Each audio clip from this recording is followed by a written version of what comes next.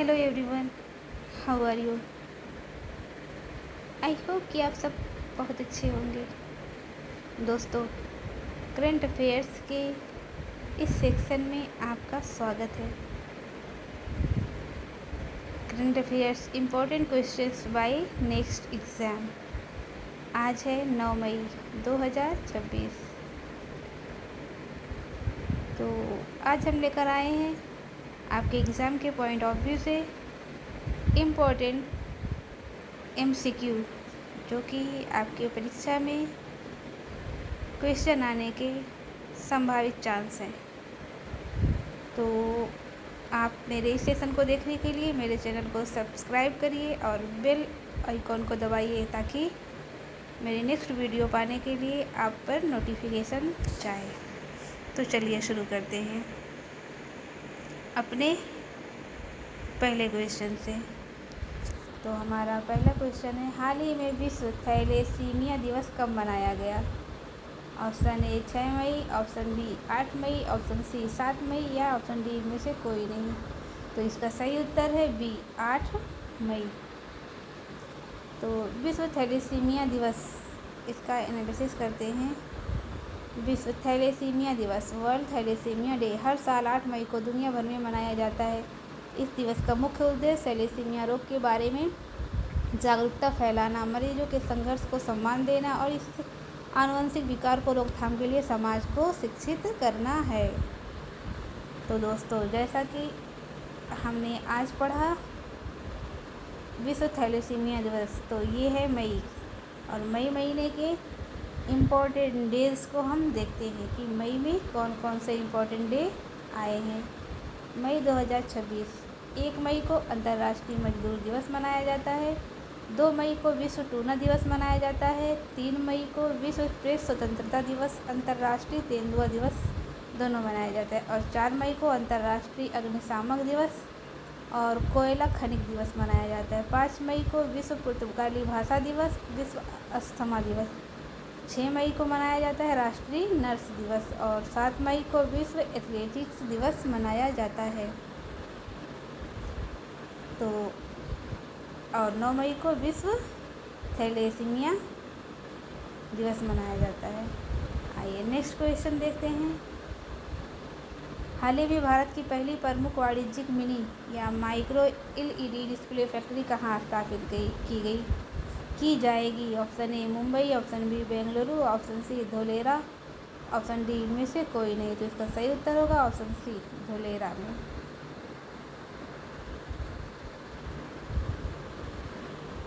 Next question है, हाल ही में किसे दुबई में प्रतिष्ठित अर्थ दुबई पुरस्कार से सम्मानित किया गया। निखिल टंडन, ऑप्शन बी दीपक भाटिया, ऑप्शन सी शशि शेखर वेम्पति और ऑप्शन डी इनमें से कोई नहीं। तो इसका सही उत्तर होगा दीपक भाटिया। तो आइए इसकी डिटेल्स देखते हैं। दुबई में भारतीय कारोबारी दीपक भाटिया को प्रतिष्ठित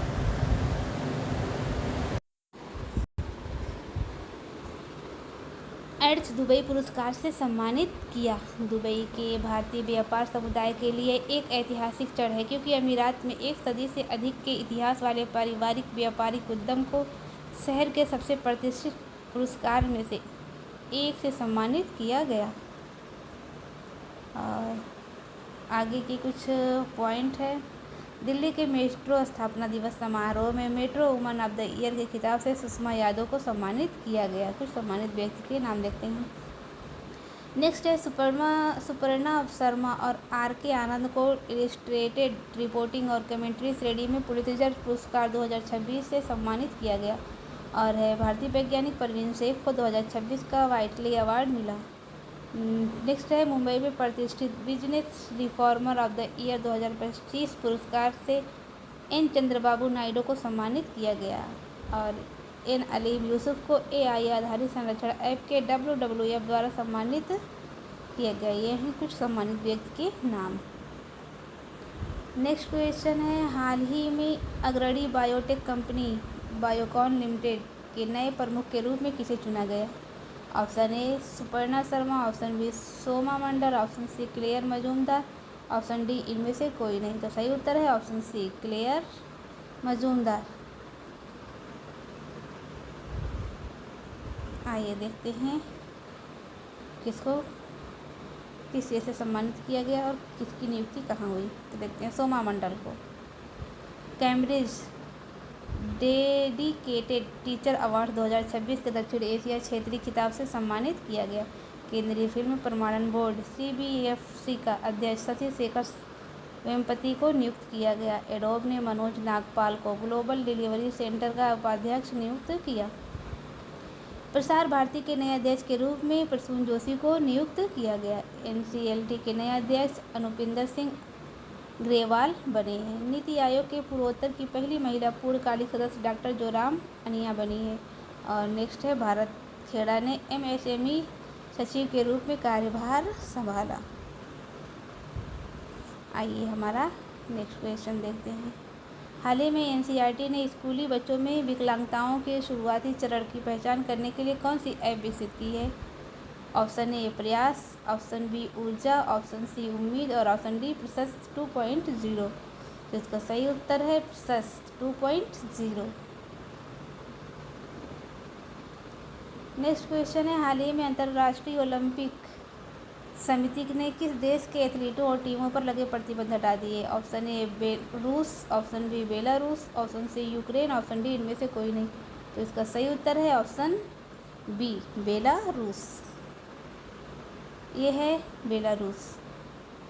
इसकी कैपिटल है मिन्स्क और इसकी करेंसी है बेलारूसियन रूबल और इसके प्रेसिडेंट है अलेक्जेंडर लुकाशेंको।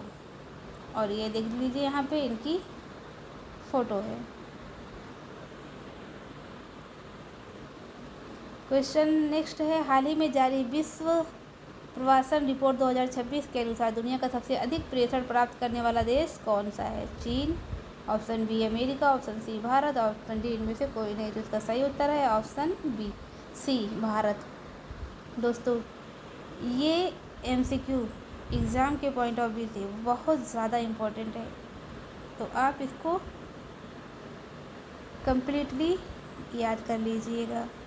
इसमें से क्वेश्चन 100% आते ही आते हैं।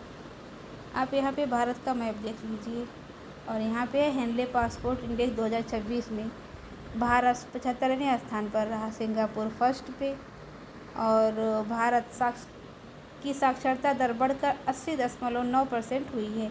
भारत में कुल रामसर स्थलों की संख्या 99 हो गई है। गोकुल जलाशय, उदयपुर झील और गोगाबील झील, कोपरा जलाशय और सिलोसेर झील, पटना पक्षी अभयारण्य, छरी डांड एंड शेख झील, ये इतने नए नाम हैं। और आगे है भारत और यूरोपीय यूनियन ने संयुक्त EV बैटरी रिसाइकलिंग पहल शुरू की। काहिरा में आयोजित किए गए ISSF जूनियर वर्ल्ड कप 2026 में भारत ने पहला स्थान हासिल किया। भारत की पहली transgender cricket umpire Ritika Shri बन गई हैं। भारत जामुन के विकास के उद्गम स्थल के रूप में उभरा। एशिया के सबसे एलिवेटेड वन्यजीव कॉरिडोर का उद्घाटन भारत में किया गया। भारत 2028 में होने वाले क्लाइमेट चेंज समिट की मेज़बानी से पीछे हटा। मेनका गुरुस्वामी भारत की पहली LGBTQ राज्यसभा सदस्य बनी। और नेक्स्ट है भारत दुनिया का तीसरा सबसे बड़ा इलेक्ट्रॉनिक्स एक्सपोर्ट बना। टॉप 100 करंट अफेयर्स अप्रैल 2026 ये एक बुक है। नेक्स्ट है हाल ही में कृषि मंत्रालय द्वारा 2 दिवसीय कृषि कार्यक्रम फ्रूट होराइजन 2026 का आयोजन किस शहर में किया गया। Option A Patna, option B Bhubaneswar, option C Lucknow, option D इनमें से कोई नहीं। तो इसका सही उत्तर होगा लखनऊ। नेक्स्ट है हाल ही में भारत का पहला अंतर्राष्ट्रीय नेत्र विज्ञान अनुसंधान सम्मेलन कहाँ आयोजित किया गया। Option A Goa, option B नई Delhi, option C Hyderabad, option D इनमें से कोई नहीं। तो ऑप्शन बी नई दिल्ली इस राइट आंसर। क्वेश्चन हाल ही में टेड टर्नर किस प्रसिद्ध न्यूज चैनल के संस्थापक थे जिनका 87 साल की आयु में निधन हो गया। Option A CNN, option B BBC, option C Fox News, option D इनमें से कोई नहीं। तो उसका सही उत्तर है option A CNN।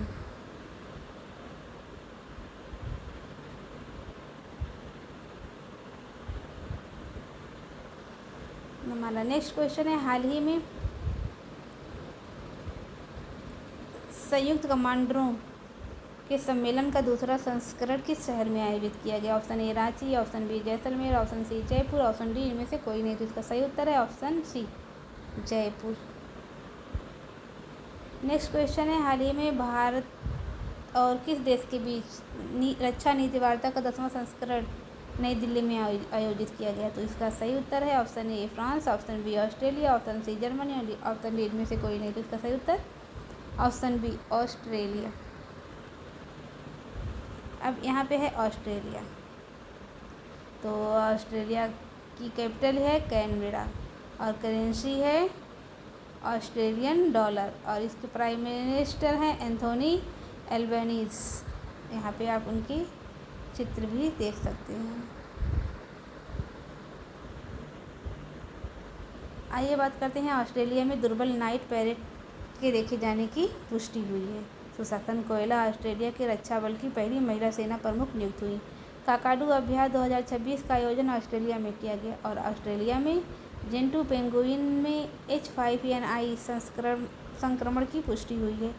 Élysée peri 350 अंतर्राष्ट्रीय मैच खेलने वाली ऑस्ट्रेलिया की पहली महिला बनी। नेक्स्ट है, ऑस्ट्रेलिया के फीके नदी को दुनिया की सबसे पुरानी बहने वाली नदी के रूप में मान्यता मिली। ऑस्ट्रेलिया की पहली महिला क्रिकेटर एलिसा हेली ने अंतर्राष्ट्रीय क्रिकेट के सभी प्रारूपों से संन्यास की घोषणा की। तो ये है हमारे लास्ट वीडियो का क्वेश्चन, जिसमें पूछा गया है कि हाल ही में वर्ष 2025 में सर्वाधिक समुद्री मछली का उत्पादन करने वाला भारतीय राज्य कौन बना है?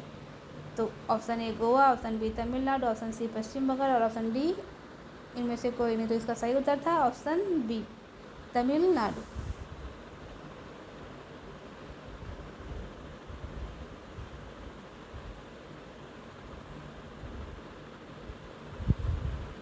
तो दोस्तों अब देखते हैं रिवीजन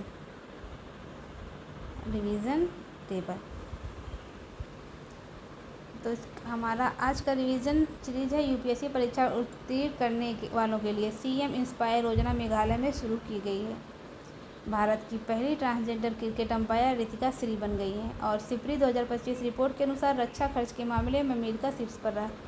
और नेक्स्ट है, प्रधानमंत्री नरेंद्र मोदी ने हरदोई में यूपी की सबसे लंबे एक्सप्रेसवे का उद्घाटन किया।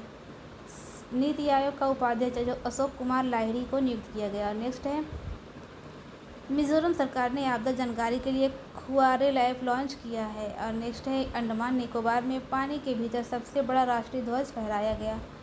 और आगे का है, यूएई ने ओपेक से अलग होने की घोषणा की और लद्दाख में 5 नए जिलों की अधिसूचना जारी की गई। नेक्स्ट है, आंध्र प्रदेश सरकार ने 13,000 करोड़ का विशाल मशरूम मिशन शुरू किया।